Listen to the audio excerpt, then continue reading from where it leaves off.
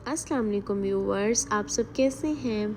आज मैं अपने प्यारे से व्यूवर्स के लेके आई हूँ रिफ़्रेशिंग सागो ड्रिंक की रेसिपी। ये बच्चों और बड़ों सबकी फेवरेट ड्रिंक की रेसिपी है, जो बनाने में बहुत ही आसान और बहुत ही चिल और रिफ़्रेशिंग ड्रिंक की रेसिपी है। और ये इतना ही रिफ़्रेशिंग ड्रिंक है कि इसे पीने के बाद आप बहुत ही एनर्जेटिक और रिफ़्रेश फील करेंगे।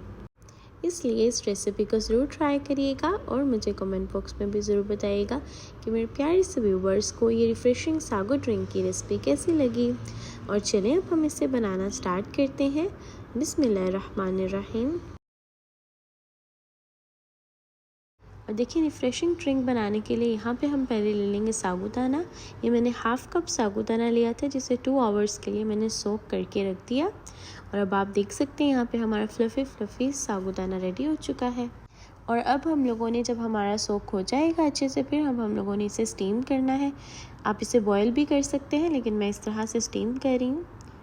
और देखिए, इसे कवर करके मैंने कुक होने के लिए रख दिया है। एंड यहाँ पे आप देख सकते हैं कि 15 मिनट्स के बाद हमारा साबूदाना अच्छे से डन हो चुका है, अच्छे से स्टीम हो चुका है। अब हम लोगों ने एक साइड पे ले लेना है, बाउल में वाटर ले लेना है और उसके अंदर अपने साबूदाना को ऐड करके रख देना है कि ये अच्छे से अलग हो जाए पैन से।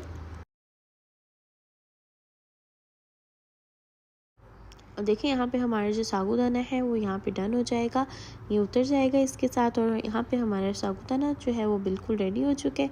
अब हम बनाएंगे इसके लिए मिल्क, जिसके लिए यहाँ पे मैंने 3 कप मिल्क ऐड कर दिया है पैन में 3 कप मिल्क ऐड कर देंगे।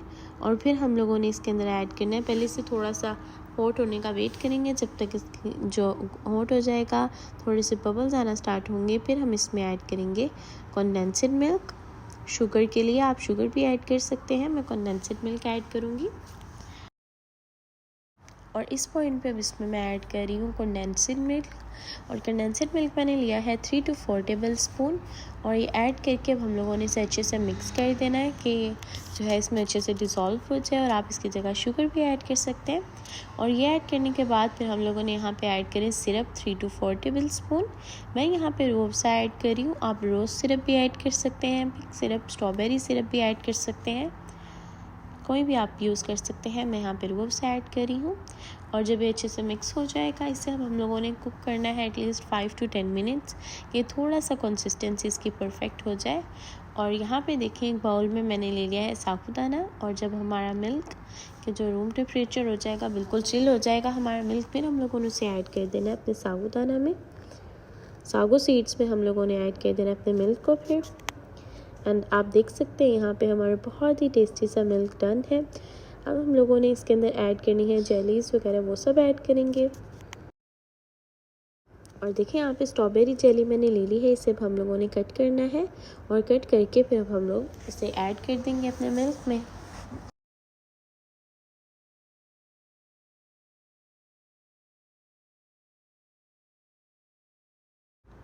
और यहाँ पे मिल्क में ऐड करने के बाद जेली को अच्छे से मिक्स कर देंगे कि अच्छे से डन हो जाए। और अब हम लोगों ने अपने ग्लासेस में डालना स्टार्ट करते हैं, सर्व करते हैं, क्योंकि हमारा बहुत ही टेस्टी, बहुत ही रिफ्रेशिंग सा हमारा जो मिल्क है वो बिल्कुल रेडी हो चुका है। और देखिए, ग्लास को इस तरह से हम लोगों ने रोज़ सिरप से, लाइक रूह अफ़ज़ा से आप कर सकते हैं, कुछ भी आप यूज़ कर सकते हैं। मैं यहाँ पे रूह अफ़ज़ा से मैंने थोड़ा सा इसे देखें डेकोर कर लिया है। और आप देख सकते हैं यहाँ पे हमारे ग्लास कितने खूबसूरत और प्यारे से लग रहे हैं।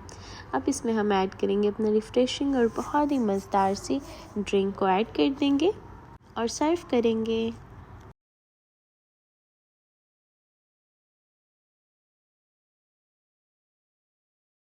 और यहाँ पे आप देख सकते हैं कि हमारी बहुत ही टेस्टी, बहुत ही मज़ेदार सी ड्रिंक जो है, चिल और रिफ़्रेशिंग, जो आपको बहुत ही रिफ़्रेश और एनर्जेटिक फ़ील करवाएगी। इसलिए इस रेसिपी को ज़रूर ट्राई करिएगा और मुझे कमेंट बॉक्स में भी ज़रूर बताइएगा कि मेरे प्यारे से व्यूवर्स को ये रेसिपी कैसी लगी। अपने फैमिली फ्रेंड्स सबके साथ ज़रूर शेयर करिएगा और इस समर में ट्राई करना मत भूलिएगा। अपनी दुआ में याद रखिएगा, अपना ख्याल रखिएगा। अल्लाह हाफ़िज़।